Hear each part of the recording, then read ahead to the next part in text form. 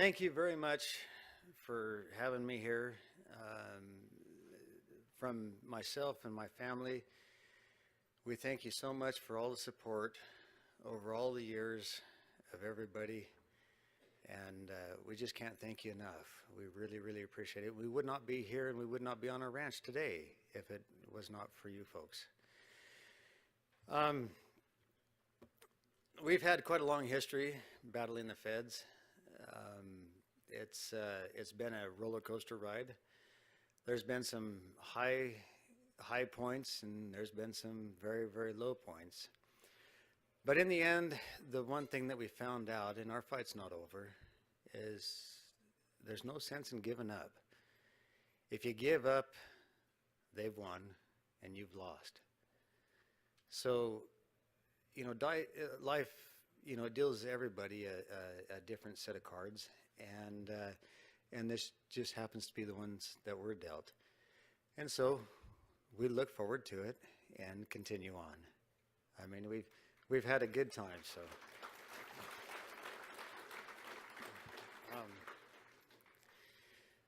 My father and mother, a long time ago when they bought Pine Creek Ranch, the United States government came in right after that and decided they were going to make a national park out of that ranch, and they offered us about half of what we had just paid for it. They said no, and the government wasn't willing to buy the water rights on the range, and they were not willing to buy the forage rights as well. And so the United States went over to Ely, Nevada, and made the Great Basin National Park over there instead. Our fight with the feds began.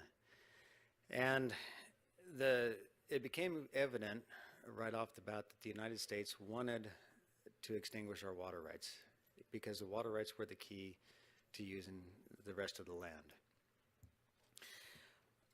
There was many things that went on. I won't go into all of them, too lengthy, but I mean, there was a lot of ugly things happened. I mean, it got so bad where the Forest Service, BLM, and Nevada Department of Wildlife employees gathered cattle off of one of our allotments and drove them onto the neighbor's allotment and then went down to get the sheriff to arrest my dad for trespassing. That's how blatant they were getting. After reading some of the old documents, I didn't get into until here recently when Fox News did that Enemies of the State special. Those guys were really good, and they forced me to back up everything that I said with documentation, and I had to get into some old files. I cannot believe how kind my father was. I think I'd have killed somebody, knowing what he had gone through. I mean, it was just absolutely horrid, some of the stuff that they were doing. Absolutely horrid. But that's besides the point right now. What I want to share with you is what's been going on here lately, because there's some really exciting news, really exciting. We've had our ups and downs, like I said, and for example, some of the high points, when we got our decision out of the federal district court in the state of Nevada a couple of years ago from the chief judge of the Nevada District Court, Jones. He had ruled that the government, starting with the Forest Service and later joined by the BLM, had entered into a literal and intentional conspiracy against the Hage family to try to deprive us of our water rights and our range rights. Now, for a federal judge to say that is something that it shocked me, even. And we weren't hollering conspiracy. We were hollering, there was a pattern and practice that the feds were trying to take our property. But the judge came to the conclusion, with the government's evidence, not ours, but with the government's own evidence presented by the government lawyers, that yes, in fact, the government had entered into a literal and intentional conspiracy, and also held a couple of the government employees, the head of the BLM in that area and the head of the Forest Service in that area, in contempt of court. So those are some pretty high points. That was pretty exciting. Not too long after that, we were in the Ninth Circuit, and the Ninth Circuit reversed everything that judge had done. That was quite a low point. So it's a roller coaster ride. Don't get discouraged. do not get discouraged, because good things do happen if you're persistent. So I want to go back into one of the things that I do want to address is some of the things that are going on now. In order to do that, I have to give you a little bit of background. In 1991, we filed a takings case against the United States for the taking of our stock water. Now, in Nevada, we're operating under the prior appropriation doctrine. The water is a limiting factor out there on the land. And so the settlers took up the water rights, and by virtue of taking up the water rights, had the use of the land, whether it be for mining, agriculture, ranching, so on and so forth. So with that, the water rights had been taken up. Those are the key. We had a BLM permit, or a couple of BLM permits, and we had a couple of Forest Service permits. The government's argument was that those permits are just merely permits, permission for us to be there. They're revocable at any time, and they can kick us off there at any time they want to, and that we absolutely own no rights. We believe, as a matter of fact, that we did own rights. For example, we owned the water free and clear. So the United States had, through the Forest Service mainly at that time, later joined by the BLM, but they had made operating on that ranch absolutely impossible. Impossible to the point to where there was no way that we could run any cow on that ranch without her stepping into trespass at any moment in time. There was one border that we had between two allotments. It's over 21 miles of unfenced border. Neither the BLM nor the Forest Service could tell us exactly where that border was, but if a cow stepped on the wrong side of that border, she was going to be automatically in trespass and impounded without notice. The first cattle impoundment was our cattle back in 1991, the first one. Those cattle were taken. There was not a sale yard in the western United States that would sell the cattle because they were hot. And so the United States Forest Service decided to hold their own little private auction. They got two buyers to show up, and they sold those cows for under market value and then pocketed the money. So we at that time just went ahead and filed a takings case. Now our argument was that since they took that permit away from us, that was a taking of our stock water, because we can no longer use that stock water. If we try to use it, then the government's going to come in and trespass us. So by virtue of losing the permit, we've lost the right to water our cattle on our stock water. Now the government's argument in opposition was, no, there is no taking of our stock water, because that permit is just that. It is a permit. It never granted you any rights, and it cannot take any rights away from you. So the permit has no effect on that stock water whatsoever. And the court at that time, this was a takings court under Judge Smith of the United States Federal Court of Claims, he posed that question to himself. He said, either this water is a true vested water right, like the state of Nevada calls it, vested meaning that it's not dependent upon anything else for its enjoyment and use. It's a complete right, the highest right you can have. It doesn't depend on some sort of future act or anything in the future in order to make it complete. He said either that water right is that, or it's just a mere illusory right, an illusion. You think you own it, but actually you don't, because you need a permit in order to use it. Well, if you need the permit, if it's tied to the permit in order to use that water right, then there's possibly a takings when the government takes that permit away from you. But if it's a true vested right, then that permit can have no effect. So if the government takes the permit away from you, then it cannot affect that vested water right. And that's the way he ruled. He said that is a vested water right, therefore no taking. And there's no taking because we can still use that water. We said, wait a minute. If we try to use that water, they're going to come after us in a trespass action. And the court said they haven't done that, have they? In other words, you're speculating what they might do in the future. So that was a loss at that time. Actually, it was a very, very big victory. Just failed to realize it. I failed to realize it. Maybe my father probably didn't. He was a lot smarter than me. Well, so then we don't have this permit. We have this water sitting out there in the middle of the desert, in the middle of what people are calling BLM land or Forest Service land. And how do we use it? So we chose to put our cows back out there. Because the only way that we can access and use that water is if we put that cow on that water. And that is how that water was appropriated in the first place. People didn't go out there in the middle of that desert just to get water for their cattle. They were appropriating the forage to go along with it. There was no sense in going 90 miles from your base property down in Ralston Valley in the middle of a desert just so you can drill a well to get water when you could have drilled a well right next to your house. So the whole purpose was to appropriate that forage. Anybody in the livestock industry would recognize that. So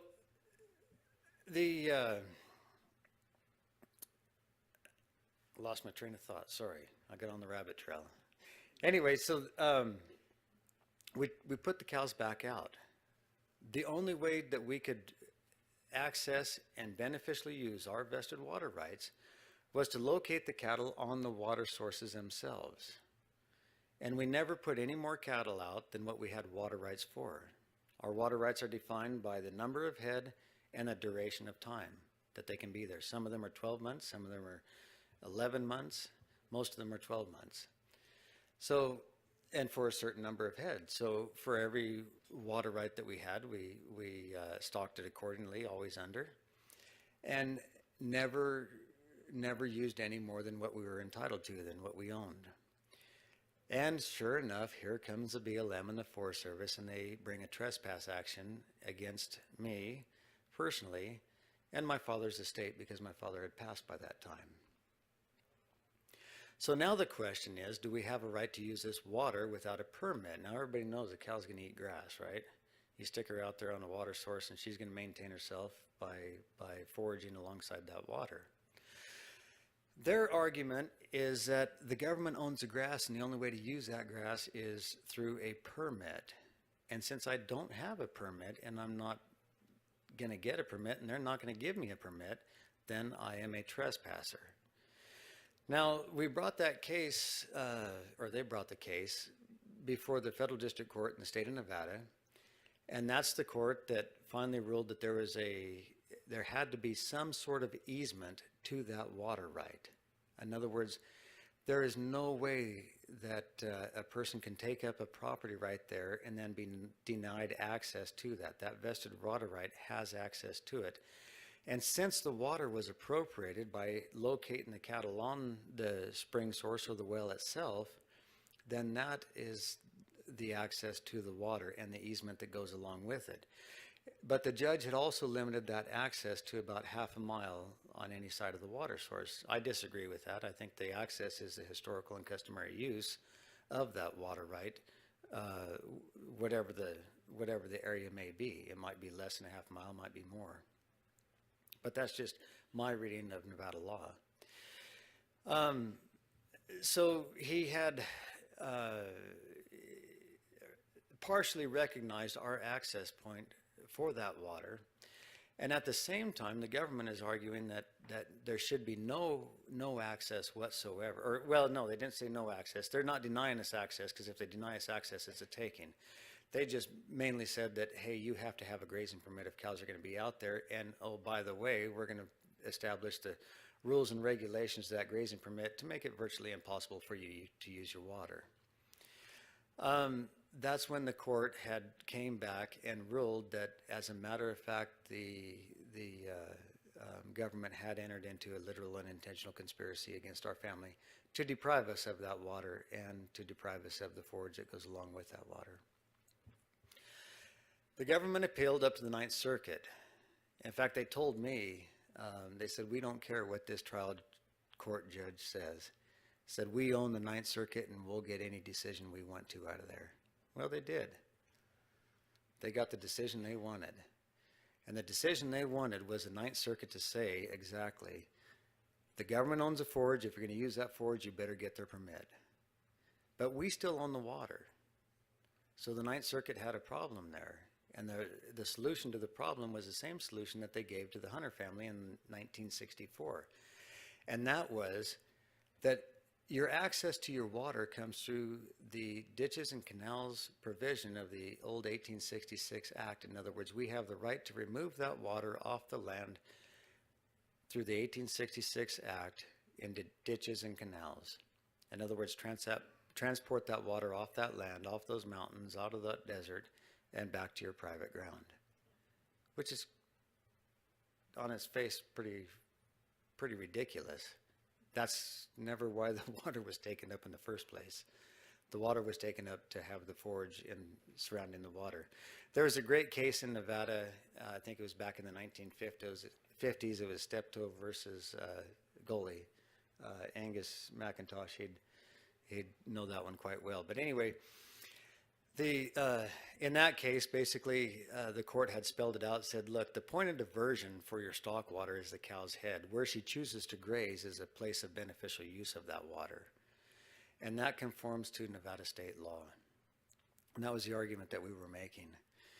So we get back to the Ninth Circuit. The government had appealed, and the Ninth Circuit basically ruled in the government's favor, saying that I'm a trespasser because I did not have a permit. Our argument was we were only making an honest assertion of our property rights in the only way that we knew how, and in the only way that has been historically and customarily used. Then the case was remanded back to the trial court under a new judge because they hollered bias on our judge because their basic argument was they always win, and therefore this judge must be biased because they lost this time. I kid you not, that was their argument. And the Ninth Circuit bought that argument. And so we got a new judge. We got the same judge that Clive and Bundy got down there in Nevada, Navarro. And she ruled $500,000, well, it was $580,000 against me on trespass fees. I think grazing fees would have added up to close to $10,000. But by saying that I'm a repeated willful trespasser, they were able to get the fees way up to $580,000. And then the other thing they did is they took every single cow that I had ever owned and assumed that cow to be in trespass. And also, even though their cattle were in several places in the state of Nevada, including on our patented lands, our private ground, that every cow, because virtue of my ownership of that cow must have been in trespass. And that's how they were able to get that up so high. I had no choice but to appeal, so I appealed back to the Ninth Circuit. When I got back to the Ninth Circuit, and in the meantime, I went down to the Forest Service and the BLM, and I asked them if they were going to allow me to take that water off the land, like the Ninth Circuit said, under the right-of-way provisions in the 1866 Act. And they were shocked. They said, no, we can't let you do that. If you want a right-of-way, you have to apply for a brand new right-of-way under the FLIPMA laws. You have to go through the NEPA process. Probably ain't never going to happen. And so I asked them again. I said, okay, now the Ninth Circuit has ruled that we have the right to take that water off the land. Are you going to allow us to do it? And they said, no. I asked them a third time, and the third time they denied me again. So now I'm appealing back to the Ninth Circuit. And when I get back to the Ninth Circuit, the judges asked me a question. They said, why do you claim you're not a willful trespasser? I said, I was only making an honest assertion of our property rights, and that's the only way we can access our water is by taking the cow to the water source. And the Ninth Circuit said, no, we have ruled that you have the right to take that water off the land. I said, Your Honor, I went to the government 3 times after you made that decision, and they said 3 times, no, we will not allow you. Those were not happy judges. I mean, they were very unhappy. And then they questioned the government. They said, are you going to allow him to take the water off the land? And they said, well, Your Honor, it's more complicated than that, and we can't really do that. And finally, one judge, he said, I take that to mean a no. And another judge looked at me and he said, it sounds like you have a ripe case for an injunction against the United States. Now, this was the same Ninth Circuit that ruled against us. But they don't like it when the government starts thumbing their nose at their decisions, which is exactly what they were doing. The government got the decision they wanted, and now they didn't like the results of it because we were going to force the issue. Now, the reason they don't want us to take the water off the land is because the ranch is 1,100 square miles of rangeland. We own all the water there. I can dry up 2 mountain ranges. We have to, by law, leave water for the wildlife, and that is the wildlife that was there existing when the water rights were taken up. So any introduced species, like the elk in our area, have no water right. The wild horses have no water right. We don't have to water a single horse, and we don't have to water a single elk. We can take that water off the land. And as the Ninth Circuit pointed out, that right-of-way already exists. And a ruling out of the Federal Court of Claims prior to this had already ruled that we own the forage on those right-of-ways. Now we have 130 different stock water sources spread all over this. And about, I can't remember the number, but it's around 80 or 90 of those water sources are in wilderness areas. Our right-of-ways predate those wilderness areas. So in other words, we're not subject to the wilderness laws, because when the wilderness was enacted, it was enacted subject to any pre-existing rights. If we had the right to go up there with equipment, heavy equipment, motorized vehicles or whatnot, prior to the wilderness area, which we did, we still have that today. In other words, our rights are grandfathered in there. Poses a big problem for the United States now. By the time I get all those pipelines, ditches, and canals off of those mountains into our private ground, those mountains are going to be so spiderwebbed with all kinds of different right-of-ways, which we own the forage on, by the way, and we have the right to fence the elk out too, and the horses. Now they've got a problem. And their land is virtually worthless with no water. You take the water out of a desert, you've got nothing. And we own the water. So now we've got a big problem. See, we don't have a problem, they have a problem. And the interesting thing about it is the government started making our argument for us. And that argument is, Your Honors, we can't let them take the water off the land, because if they do, it'll destroy the value of our land, and the forage and the water are so intimately connected that you can't separate them. Well, that was our argument altogether at first. So it's come full circle. And that's why I say don't give up. Because about the time we thought we hit our low, we found out, wait a minute, we just had one of the biggest victories. Although I think the decision is still not correct as far as property rights. And that is the forage being tied to the water right itself. And I'll explain a little bit more there. That because of that, going full circle, we've boxed the government in so different many ways because of their arguments in the past, that now they're almost forced to make our argument for us by saying that the water and the forage cannot be separated. Because the alternative for them, if it can be separated, we take our water and go home, and they have nothing left. Nothing. Now you got 1,100 square miles of worthless land.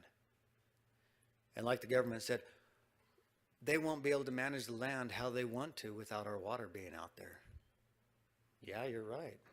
They can't. They should have just recognized that it was probably no problem to have that cow out there now, was it? Probably the best thing. So anyway, going back to the argument. Now, and this is one of the things that I've seen throughout the case and throughout watching other cases as well. We didn't always make the right argument. For example, the argument that we said, hey, you know, that it's a taking if they deny that permit. Well, we lost that argument, but in the end, it turned out to be one of the biggest victories. And the reason is because that's a vested water right. That water right is a powerful thing being vested, not dependent upon a permit. So it turned out to be a victory for us, that was not a taking by virtue of the loss of a permit. And then this latest decision is really powerful for us because now we're in the driver's seat. If they don't want to issue us a permit that we want, we'll take the water off the land.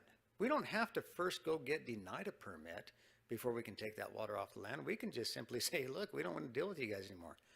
We're going to take our water and go home. If they say, hey, please get a permit, we're going to better make it a pretty good one. Better make those terms and conditions really enticing, or I don't want it. The other part of that, well, actually, I'll get to that, but let me skip back. And this is on the different cases and the different arguments that have been made. I want to address this point. We argued that we knew we had to have some sort of grazing right out there. Why in the world would you have a water right and not a grazing right or a range right or something to go along? But if you look at all the cases, including ours, we were always defeated on that because all the federal government had to do was say, what land law exists out there that says that you have a grazing right? We never could point to one. Now, I think Angus actually probably has found one. But at that time, we could not find one. But there was a little snippet, little deal in our 1996 decision, way back a long time ago, through the claims court, Judge Lawrence Smith. He said, I agree with the government that all the cases that they cite say that a grazing permit is just a privilege and it never conveys any rights and the denial of it cannot take any rights away. However, if the state of Nevada recognized the forage as a component, not a separate freestanding right, but as a component of that water right that existed prior to the inception of the United States Forest Service and BLM, then that forage would belong to that water, and if the government's going to try to take that forage for their elk or some other use or prevent us from using it, then there might be a taking. And that was kind of a little side note that had been skipped over, but actually it was very, very important. Very important. And I came to the conclusion, and as did, it was basically I woke up to it, but Judge Jones in the trial court, he pointed that out right off the bat. He said, don't argue for some sort of freestanding grazing right because you're not going to get it because none exists. He said, if you have a right out there, a forage right out there, it better be a component of that water. I was up in Boise, Idaho doing some research with our lawyer, Mark Pollitt, and a friend of mine had turned me on to this subject, and I'd put it off on the back burner for a long time, and finally I took that subject up, and that was a profit apprende right. A profit is basically the right to take something of value off the land of somebody else, to put it simply. It's a form of an easement. And so I read a 2-volume book of the restatement of the laws on property servitudes. And that spelled it out right there. And the conclusion I come to is that that forage is an essential component of that water. You cannot put a stock water right to use without the forage to go along with it. The forage is absolutely worthless without the water to go along with it. And you have to have access. So 3 components that are absolutely essential, actually 4, is the water, the forage, access, and then of course the animal, the cow, the sheep, whatever. Unfortunately, by the time I came to this understanding, it was really late in our case, and it was late to bring it up before the court. I would have fought my argument a lot different had I had that knowledge beforehand. I should not have put it on the back burner. I should have listened to my friend. Anyway, nonetheless, now that's the conclusion that the government is coming to. The only thing is they want the water to stay on the land and still own the forage. And of course, we're saying, no, we own the water, therefore we must have appropriated the forage. And the United States did consent to that in the Act of July 26, 1866, when they said we recognize whatever local law and custom is. And that was local law and custom. But anyway, so I guess what I'm saying is, when you look at some of these cases, you see defeat here, or victory, or defeat. Look closely, because a lot of our defeats ended up becoming a victory in the end. We thought they were defeats at first, but you got to don't get discouraged. Do not get discouraged. And the nice thing about it, they were so persistent in coming after us.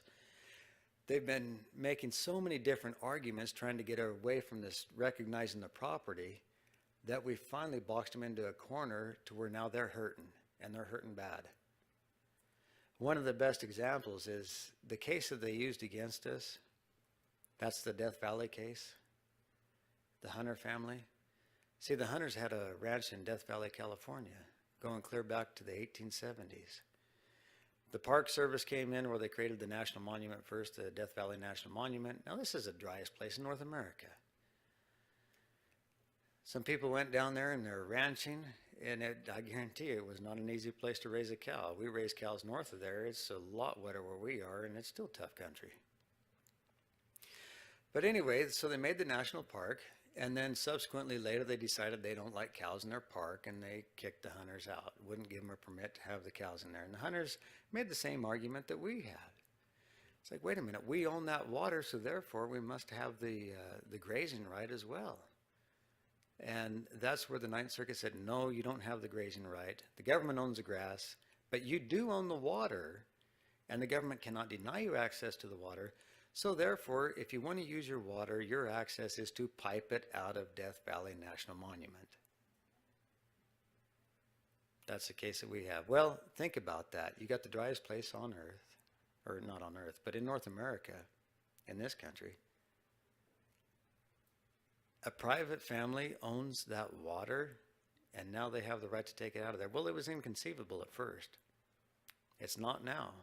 Putting pipe in the ground is pretty easy. I'm leasing a ranch right now where there's 130 miles of pipeline in the ground.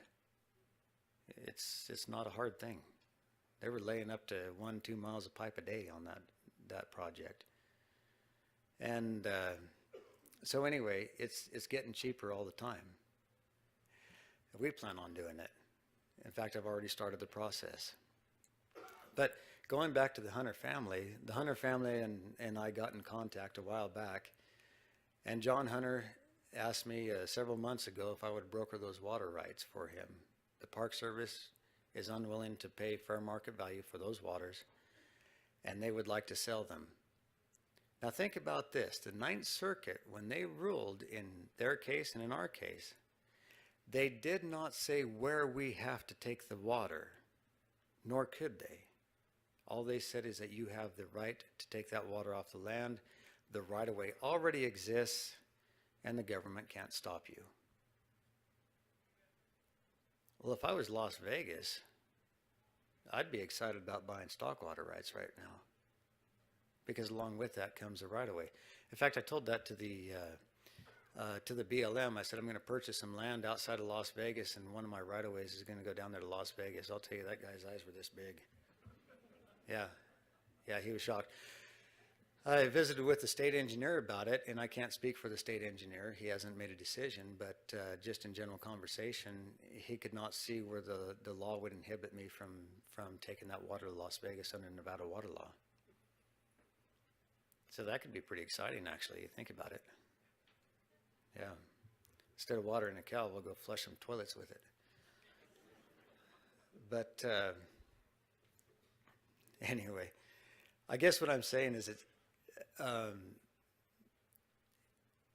there's been so many different changes. We've been on such a roller coaster ride ourselves, and I know all of you have. Now, the implications of this decision, I want to get into a little bit, because to me this is really fun when you get to thinking about this.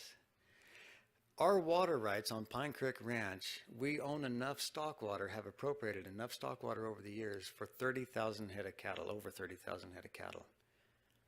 The permit that we had at the height of us owning the ranch was for 2,400 head. So if the government came in today and said, okay, hey, let's give you a permit for 2,400 head, I would say, thank you very much. I really appreciate that. You're going to grant me access so that I can take the cow to the water source for 2,400 head, but the other 27,000 head, you're not? I think I'll take that water off the land. Think about it. The only option for them is to say, look, run as many cows as you want that you have water rights for. The moment they restrict one animal on that water, that's a taking, unless they allow us to pipe it off the land, and they don't want it to leave the land. Because if we can dry Death Valley National Park up, and that's scary for them. In fact, after Kerry's article came out in that Tri-State News, that paper's right up there, the very next day the Park Service called John Hunter up. They were in panic mode, realizing that they might not get that water, that water might be sold to somebody else and transported out of that park. That's how powerful that is. So you go back to it, think about it. If they want to regulate for a sage hen or a wild horse, a prairie dog, whatever they have going on, if they want to regulate because they have some maybe endangered species they're thinking about or whatnot, and they say, okay, we're going to cut your permit.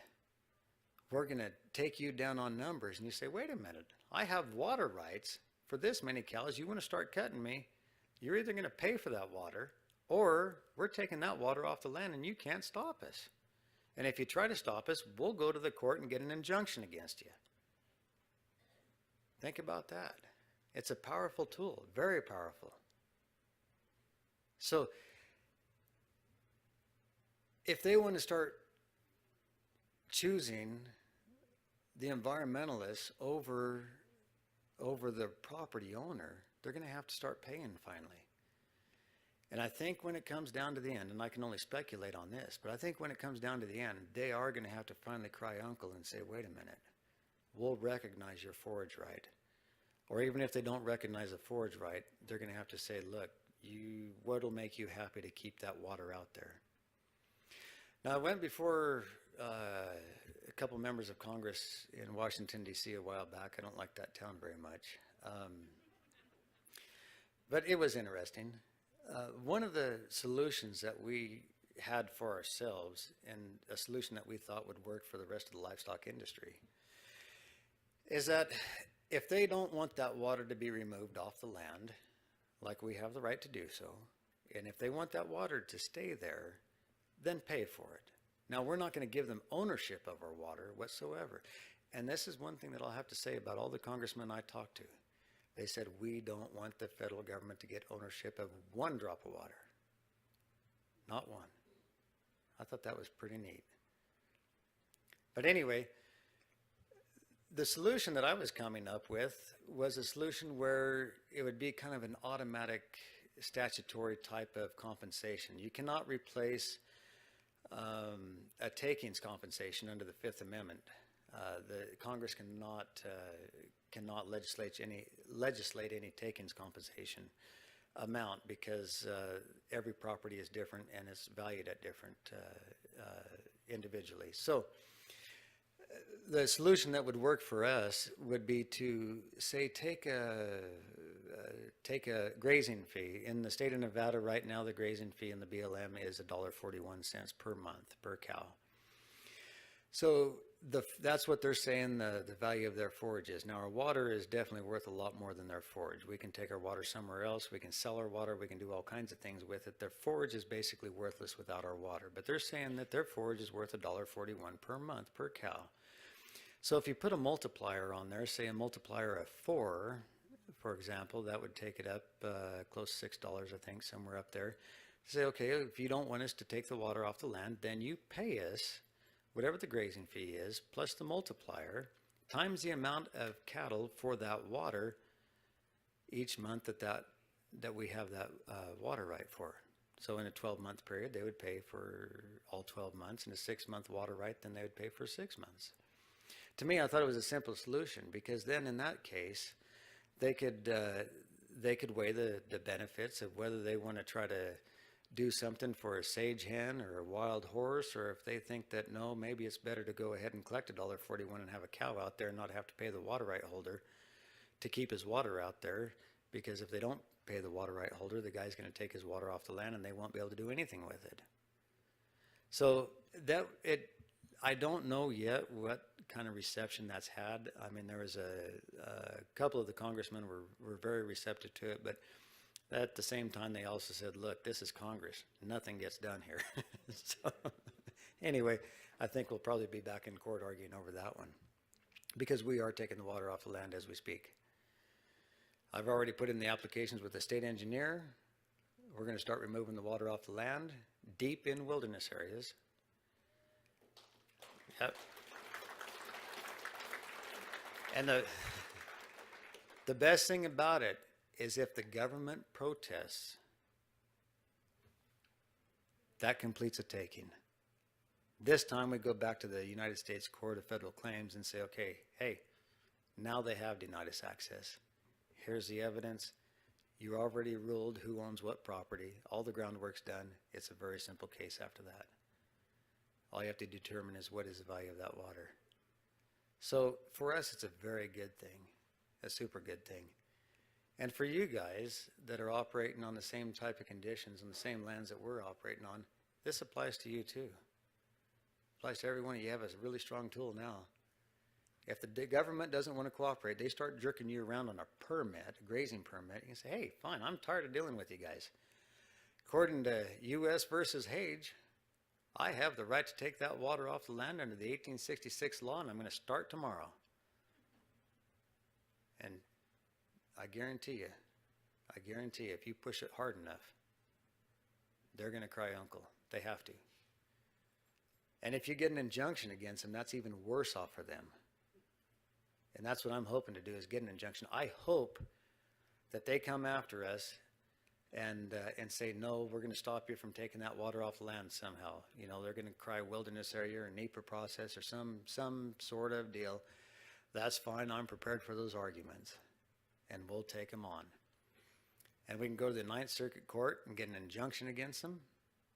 And then we can go to the United States Federal Court of Claims and get bring a takings against them for the water that we've lost during the time that they've interfered with us.